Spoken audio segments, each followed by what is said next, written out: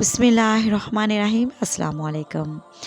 صدقے سے کتنی مصیبتیں، بلائی اور پریشانیاں دور ہوتی ہیں۔ آئیے جانتے ہیں۔ صدقے کی طاقت کا اندازہ آپ اس حدیث سے لگا سکتے ہیں کہ جب اللہ تعالیٰ نے زمین کو پیدا کیا تو وہ ہچکولے کھاتی تھی۔ پھر اللہ نے پہاڑ کو پیدا کیا اور اسے حکم دیا کہ وہ زمین کو تھامے رکھے، چنانچہ وہ ٹھہر گئی۔ تب فرشتوں کو پہاڑوں کی مضبوطی پر تعجب ہوا اور کہنے لگے، اے اللہ، آپ کی مخلوق میں سے کوئی چیز پہاڑوں سے بھی زیادہ سخت ہے؟ اللہ تعالیٰ نے فرمایا، لوہا اس سے بھی زیادہ سخت ہے۔ فرشتوں نے پوچھا، اے اللہ، لوہے سے بھی زیادہ کوئی چیز سخت ہے؟ اللہ تعالیٰ نے فرمایا، آگ۔ فرشتوں نے پھر پوچھا، آگ سے بھی زیادہ کوئی چیز سخت ہے؟ اللہ تعالیٰ نے فرمایا، پانی۔ پھر پوچھا، پانی سے بھی زیادہ کوئی چیز سخت ہے؟ اللہ نے فرمایا، ہوا۔ فرشتوں نے کہا، اے اللہ، ہوا سے بھی زیادہ کوئی چیز سخت ہو سکتی ہے؟ اللہ عز و جل نے فرمایا، ہاں، وہ آدمی جو اس طرح صدقہ دے کہ دائیں ہاتھ سے دے اور بائیں ہاتھ کو خبر تک نہ ہو، تو صدقہ کرنے کی بہت بڑی فضیلت ہے۔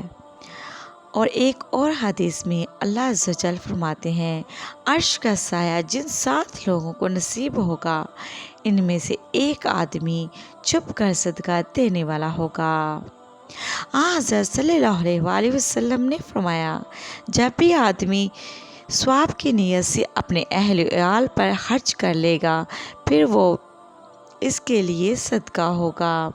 ایک مرتبہ نبی صلی اللہ علیہ وآلہ وسلم عیدگاہ تشریف لے گئے۔ وہاں آپ عورتوں کے پاس سے گزرے اور فرمایا، اے عورتوں کی جماعت، صدقہ کیا کرو، کیونکہ میں نے جہنم میں زیادہ تم عورتوں کو ہی دیکھا ہے۔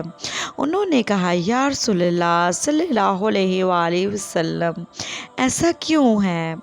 آپ صلی اللہ علیہ وآلہ وسلم نے فرمایا، تم لوگ لعن طعن بہت کرتی ہو اور شوہر کی ناشکری کرتی ہو، اس لیے اے عورتوں، زیادہ سے زیادہ صدقہ کیا کرو تاکہ تمہاری برائیوں کو مٹا دیا جائے۔